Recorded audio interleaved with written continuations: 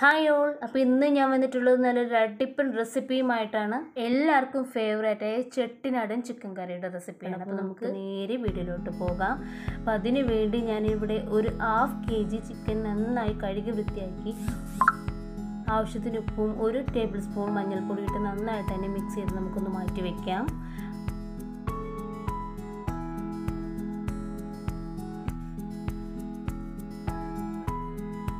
അതിനുശേഷം നമുക്കൊരു പാൻ എടുത്ത് അതിലോട്ട് 1 ടീസ്പൂൺ അല്ല കേട്ടോ, ടേബിൾ സ്പൂൺ പെരിഞ്ജീരകം, 1/4 ടേബിൾ സ്പൂൺ നല്ല ജീരകം, 3 പീസ് പട്ട, 3-4 പീസ് പട്ട ഇട്ട് കൊടുക്കാം. അതിലോട്ട് 1/4 ടീസ്പൂൺ ഗ്രാമ്പുമാണ് ഞാൻ ഇട്ടിരിക്കുന്നത്. പിന്നെ 1/2 ടീസ്പൂൺ കുരുമുളക്. ഇനി ഇതിലോട്ട് ഞാൻ ഇട്ട് കൊടുക്കുന്നത് 1 ടേബിൾ സ്പൂൺ മല്ലിയാണ്, ഉണക്കമല്ലിയില്ലേ. പിന്നെ 8 ഉണക്കമുളക് ഇട്ട് കൊടുത്തിട്ടുണ്ട്. ഇതെല്ലാം കൂടി നന്നായിട്ട് തന്നെ നമുക്കൊന്ന് റോസ്റ്റ് ചെയ്തെടുക്കാം.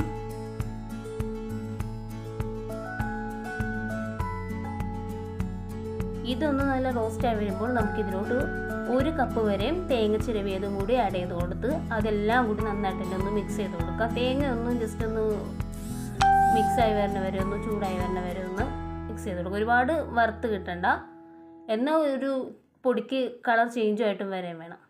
അതുപോലെ ആക്കി നമുക്കൊന്ന് മിക്സ് ചെയ്തെടുക്കാം കേട്ടോ.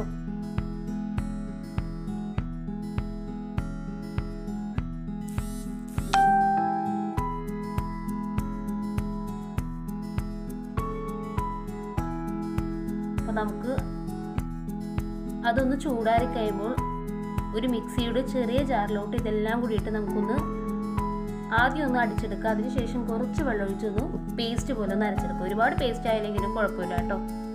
അപ്പം അതിനുശേഷം നമുക്കൊരു പാൻ എടുത്ത് കുറച്ച് ഉള്ളി ഇട്ട് കൊടുത്തിട്ടുണ്ട്. 10-12 ഉള്ളി ഇട്ട് കൊടുത്തിട്ടുണ്ട്. നന്നായിട്ട് തന്നെ ഒന്ന് റോസ്റ്റ് ചെയ്തെടുക്കാം കേട്ടോ. അതിനുശേഷം ഞാൻ ഇതിലോട്ട് 1 ടീസ്പൂൺ ജിഞ്ചർ ഗാർലിക് പേസ്റ്റ് ആണ് ഇട്ട് കൊടുത്തിരിക്കുന്നത്.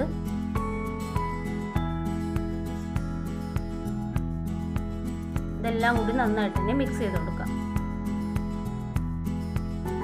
ഇനി നമുക്ക് നെക്സ്റ്റ് ഇതിലോട്ട് വേണ്ടത്,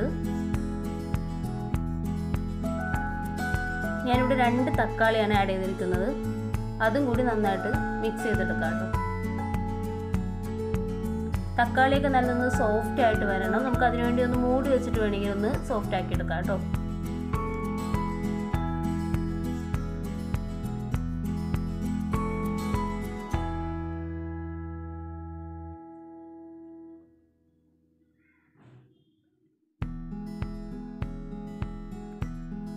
ഇപ്പൊ തക്കാളിയൊക്കെ നല്ല സോഫ്റ്റ് ആയിട്ടുണ്ട്. ഇനി നമുക്കിതിലോട്ട് നമ്മൾ മാറ്റി വെച്ചിരിക്കുന്ന ചിക്കൻ ഇതിലോട്ട് ആഡ് ചെയ്ത് കൊടുക്കാം കേട്ടോ.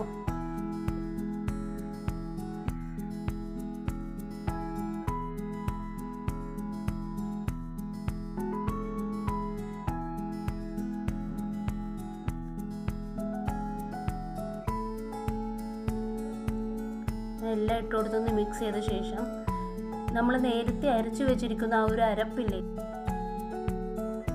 ഇതിലോട്ട് ആഡ് ചെയ്ത് കൊടുത്ത് ആ ഒരു അരപ്പിൽ തന്നെ നമുക്ക് ഈ ചിക്കൻ ഒന്ന് നന്നായിട്ട് തന്നെ വേവിച്ചെടുക്കാം. നമുക്കിനി ആ അരപ്പ് ഒഴിച്ച് കൊടുക്കാം കേട്ടോ.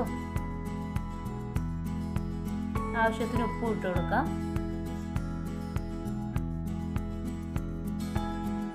ഈ അരപ്പിൽ കിടന്നത് വേകുമ്പോൾ ഒരു പ്രത്യേക ടേസ്റ്റ് ആണ് കേട്ടോ.